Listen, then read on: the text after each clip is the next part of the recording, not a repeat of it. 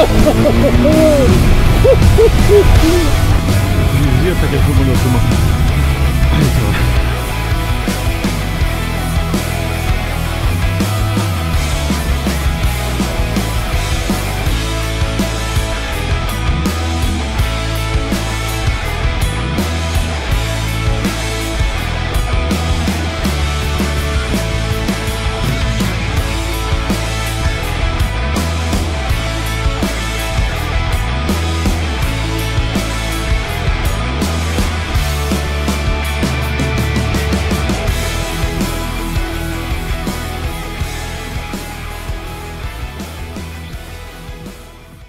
Depuis son introduction fin 2023, la BMW R12 a été quelque peu éclipsée par la R12 Ninet. Peut-être parce qu'il est un peu moins bien équipé, mais peut-être aussi parce qu'il s'agit plus d'un cruiser que d'un roadster. Nous avons attrapé une moto d'essai de la R12 et nous avons roulé. Voici notre rapport de conduite. Avec la R12 Ninet à 17 410 €, qui est également nouvelle, le classement est encore assez simple, il s'agit d'un roadster rétro. Mais la R12 présentée ici sans Ninet? Certainement un roadster rétro quelque part, mais encore plus comme un cruiser avec des emprunts de bobet. Quoi qu'il en soit, nous sommes d'accord sur les cruisers à cause du look et surtout à cause du garde-boue arrière et de la selle solo. D'ailleurs, notre moto d'essai était équipée du pack passager, d'où la selle avec siège passager et repose-pied passager. Le R12 est disponible en 3 couleurs, noir, rouge et argent. La version noire est standard. La rouge coûte 620 € supplémentaires et l'option 719 ans, à vue silver, avec pack de fraisage et système d'échappement spécial coûte 2165 € supplémentaires. Laissez l'argent et prenez la noire, c'est la plus cool de toute façon.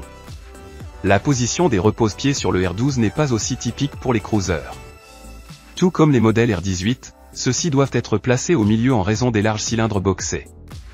Étirer nonchalamment les jambes vers l'avant est donc réservé aux croiseurs américains V2. Néanmoins, vous vous asseyez aussi avec désinvolture sur le R12, légèrement penché dans le style Quasimodo, ce qui sonne mal, mais se sent bien. Le guidon est décalé vers le cycliste et la hauteur de selle de seulement 754 mm permet à pratiquement tous les cyclistes de poser facilement les pieds au sol en toute sécurité. Nous avons remarqué que le R12 est assez facile à manœuvrer malgré son poids. L'impression générale quand on monte dessus, cool les grosses motos. En termes de cockpit, la R12 est livrée de série avec un bel instrument rond analogique avec un écran LCD supplémentaire. Il existe également un affichage numérique en option, mais nous ne voulons pas entrer dans les détails ici, car à notre avis, la montre analogique s'intègre beaucoup mieux ici. L'équipement standard de la R12 n'est pas mauvais, il y a les deux modes de conduite, Rock et Roll, standard et puis, K-Ride, ABS en virage, contrôle de la traînée du moteur et contrôle dynamique de la traction. Des poignées chauffantes, Quick Shifter, un régulateur de vitesse et un contrôle de démarrage en côte sont également disponibles en option. L'ensemble coûte 1010 € dans le pack confort et est probablement commandé par 99% des acheteurs. Le feu de virage est également en option, mais nous pensons qu'il est superflu. La série est entièrement à LED, y compris les feux de jour et les clignotants à LED. À l'arrière, les feux arrière et stop sont intégrés aux clignotants, ce qui ne nous semble pas si génial, car on voit à peine les clignotants au freinage.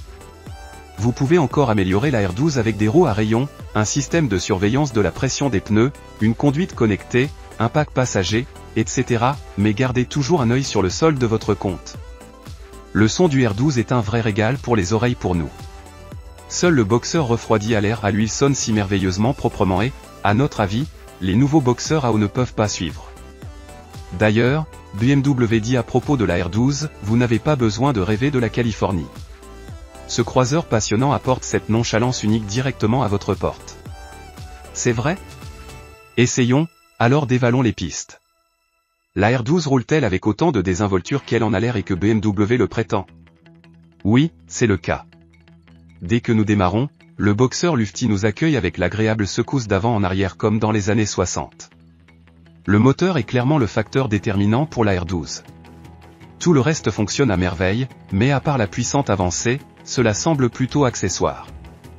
Bien que la R12 n'ait que 95 chevaux dans la fiche technique, elle se comporte comme le chat de Schmitt. La puissance est aussi plus mineure ici, c'est le couple qui compte. Et il y en a beaucoup de 110 Nm à 6000 TR/min. S'il y a quelqu'un d'autre qui n'a jamais conduit une machine avec ce moteur, faites-nous une faveur et essayez-le. Côté châssis, il n'y a rien à redire non plus sur la R12. La R12 roule exactement comme on peut s'y attendre. Grâce à l'empattement long de 1,52 m, il est stable sur la plaque et ne laisse rien le perturber. La fourche inversée Marzocchi non réglable avec un diamètre de plongeur de 45 mm offre un débattement de seulement 90 mm.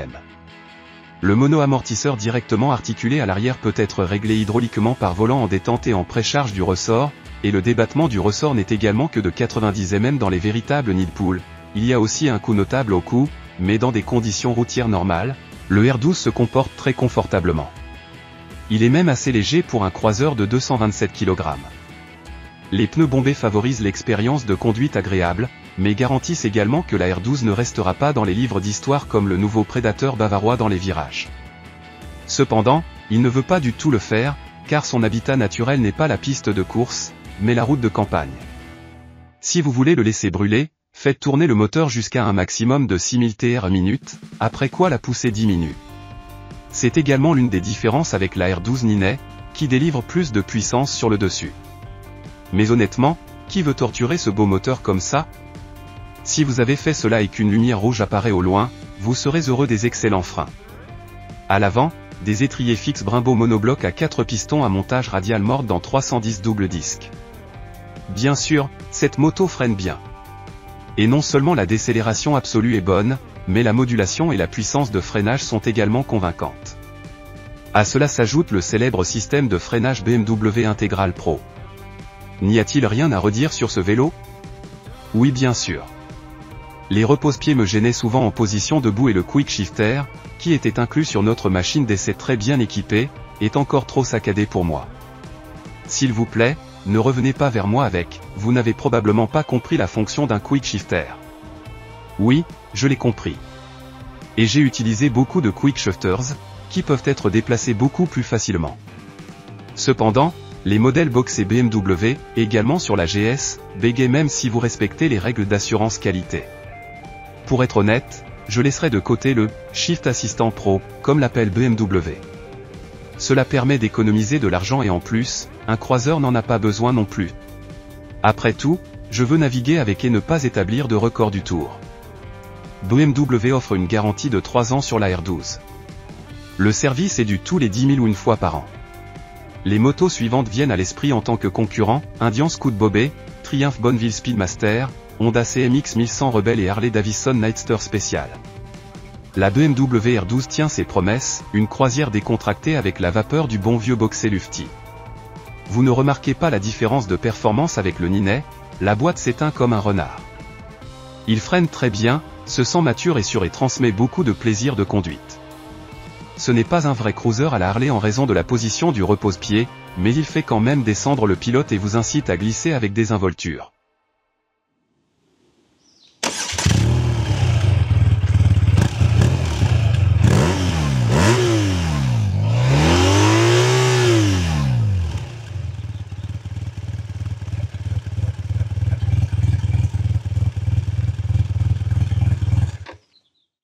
Drei, zwei, eins. Oh!